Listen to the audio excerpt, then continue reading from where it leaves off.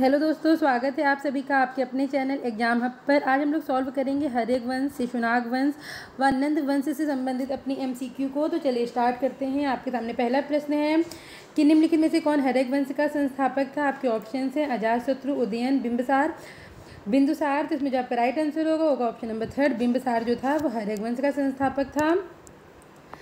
ये बौद्ध व जैन दोनों मतों के प्रति आस्थावान था। बिंबिसार को श्रेडिक नाम से भी जानते थे। तो ये क्वेश्चन इंपॉर्टेंट बनता है यहाँ से कि किस श्रेडिक नाम से किसको जानते थे, बिंबिसार को जानते थे। मत्स्य पुराण में इसे क्षेत्र जस्य भी कहा गया है। और कौशल की राजकुमारी महाकौशला से इसने विवाह करा और उसको काशी दहेज में मिली थी। कौशल की राजकुमारी जो महाकौशला थी वो सिस्टर थी कौशल नरेश प्रसेनजित की। और इन्होंने लिच्छवी राजकुमारी चेलना से भी विवाह किया था, ये भी याद रखिएगा। इनके पिता का नाम भी एक दो एग्जाम में पूछा जा चुका है। तो इनके पिता का नाम बोधिस था, ये भी याद रखिएगा कि बिंबिसार के पिता का नाम बोधिस था। अगला क्वेश्चन है निम्नलिखित में से किसका राज चिकित्सक जीवक था। आपके ऑप्शन है अजातशत्रु, उदयन, बिंबिसार, बिंदुसार। राइट आंसर होगा ऑप्शन नंबर 3, बिंबिसार। बिंबिसार के राज चिकित्सक का नाम जीवक था।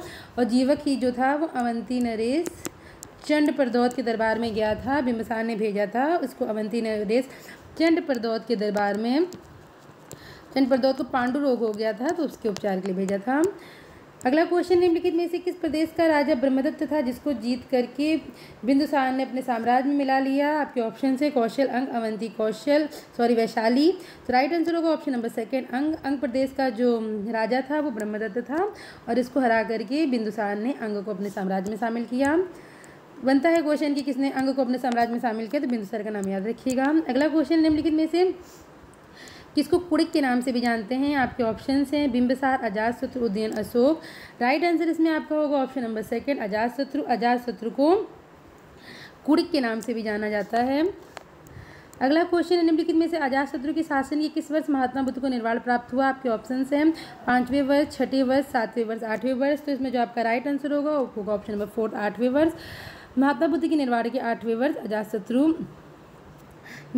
के शासन के 8वें वर्ष महात्मा बुद्ध को निर्वाण प्राप्त हुआ था। अगला क्वेश्चन निम्नलिखित में से किसने काशी और याद रखिएगा अजातशत्रु जो था वो महात्मा बुद्ध का अनुयायी था, बौद्ध मत के प्रति आस्थावान था। अगला क्वेश्चन निम्नलिखित में से किसने काशी व लिच्छवियों को मगध में मिलाया। आपके ऑप्शन है अजातशत्रु, महापद्मानंद, शिशुनाग, कालाशोक। राइट आंसर होगा ऑप्शन नंबर 1, अजातशत्रु। अजातशत्रु ने काशी व लिच्छवियों को मगध में मिलाया था। जब इसके जो फादर थे बिंबिसार ने जब शादी करी थी महाकौशला से जो कि कौशल नरेश प्रसेनजित की सिस्टर थी, तो काशी दहेज में मिला था। लेकिन बाद में अजातशत्रु जो था बिंबिसार का बेटा, उसके बीच में और कौशल के बीच में संबंध बिगड़ गए थे, तो इन्होंने काशी वापस ले लिया था। कि कौशल ने काशी को वापस ले लिया था क्योंकि कहा जाता है कि अजातशत्रु जहाँ तक अपने पिता को मार कर गद्दी पे बैठा था, तो इस वजह से नाराज होकर के काशी को वापस ले लिया। लेकिन बाद में अजातशत्रु ने आक्रमण करके काशी को भी अपने साम्राज्य मिला लिया और लिच्छवियों को भी मगध में मिला लिया था। और अजातशत्रु बौद्ध मत का अनुयायी था बताया है ऊपर, और उसने कौशल की राजकुमारी वाजिरा से विवाह किया था। बाद में जब ये कौशल को साथ मतलब पहले तो मनमुटाव रहेगा, बाद में कौशल के साथ के संबंध स्थापित हो जाएंगे और राजकुमारी वाजिरा से विवाह कर लेगा। पहले से वैवाहिक संबंध थे। प्रसेनजित जो थे वो वाजिरा के पिता होंगे, तो इस तरीके से इसके मामा हुए।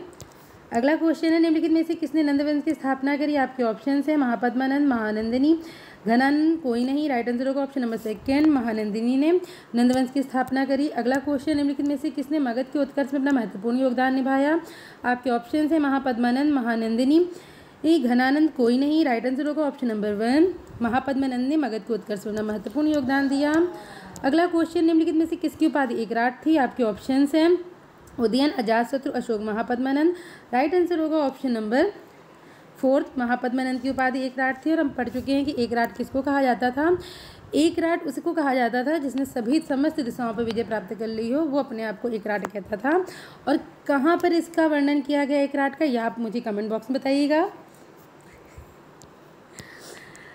और देख लेते हैं इसके बारे में। इसकी जो अन्य उपाधियाँ हैं वो थी महापद्मानंद की और उपाधियाँ थी उग्रसेन, सर्वछत्रांतक, उपरशुराम, अनुलंघित शासक, तो इसकी उपाधियाँ याद रखिएगा। ये जैन मत के प्रति अनुयायी था और इसने पंजाब से दक्षिण तक अपना साम्राज्य का विस्तार किया। नंद वंश के समय ही पाटलिपुत्र का अत्यधिक विकास हुआ। वह शिक्षा संस्कृति का प्रमुख केंद्र बना। वह उत्तर भारत का भी प्रमुख केंद्र बनकर सामने आया। अगला क्वेश्चन है, निम्नलिखित में से किसने पाटलिपुत्र की स्थापना करी? आपके ऑप्शन है अजातशत्रु, महापद्मानंद, उदयन, बिंबिसार। राइट आंसर होगा ऑप्शन नंबर 3 उदयन ने पाटलिपुत्र की स्थापना करी, क्योंकि उदयन के शासन तक हम देखते हैं कि जो बिंबिसार है, बिंबिसार अंग को अपने साम्राज्य मिला लेगा। बाद में अजातशत्रु लिच्छवियों को पराजित करेगा, काशी को अपने साम्राज्य मिला लेगा, लिच्छवियों को भी अपने अंडर में ले लेगा। तो साम्राज्य का बहुत ज़्यादा विस्तार हो जाता है। तो इस दृष्टि से जो राजधानी थी वो राजगृह मतलब उतने टाइम पे अब नहीं सही बैठ रही थी, तो उसने पाटलिपुत्र को अपनी राजधानी बनाया। और पाटलिपुत्र कौन कौन सी नदियों के किनारे बसा है? पाटलिपुत्र गंगा, पुनपुन, सोन और गंडक, इन नदियों से घिरा हुआ है। तो ये कभी कभी पूछ लेते हैं नदियों के नाम, तो याद रखिएगा, गंगा, पुनपुन, सोन और गंडक। ठीक है, 4 नदियों से, और इसको कुसुमपुर नाम से भी कहीं के पुकारा गया है। अगला क्वेश्चन, निम्नलिखित में से किसने अवंती को मगध में शामिल किया? आपके ऑप्शंस हैं शिशुनाग, उदयन, अजातशत्रु, कालाशोक। राइट आंसर होगा ऑप्शन नंबर 1 शिशुनाग ने अवंती को मगध में शामिल करा।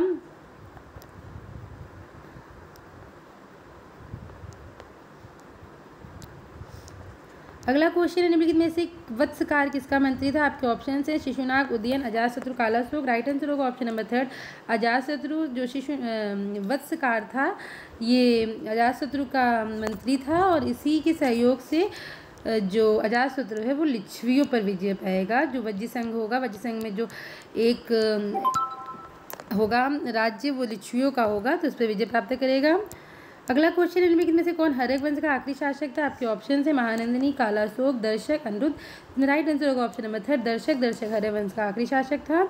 और जो शिशुनाग है, शिशुनाग इसको अपदस्थ कर देगा और स्वयं गद्दी हथिया लेगा। तो ये थे आपके क्वेश्चंस जो कि हर्यक वंश और शिशुनाग वंश और नंद वंश से संबंधित थे। अब हम लोग अपनी जो अगली वीडियो है वो होगी सिकंदर के भारत आक्रमण पर, उसके बारे में विस्तार से वर्णन किया जाएगा। तो अगर आपको प्लीज़ वीडियो अच्छी लगे तो चैनल को लाइक करें, सब्सक्राइब करें, शेयर करें।